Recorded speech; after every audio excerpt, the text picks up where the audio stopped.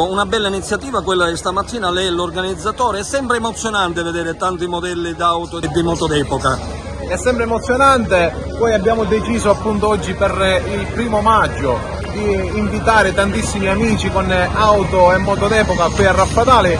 Dopo siamo stati tantissimo fermi perché ci sono stati 2 anni di Covid, come tutti sappiamo, e questo è il 3° anno che siamo liberi finalmente. E riprendiamo con i raduni che ora ci saranno in giro. Intanto iniziamo da Raffatali, abbiamo avuto oggi tantissima gente, si parla di 70 macchine iscritte, 25 moto, tutte auto storiche d'epoca, e noi abbiamo messo tantissimo impegno per far sì che la festa riuscisse, e sembra che anche il tempo ci sta accompagnando perché stamattina piovigginava.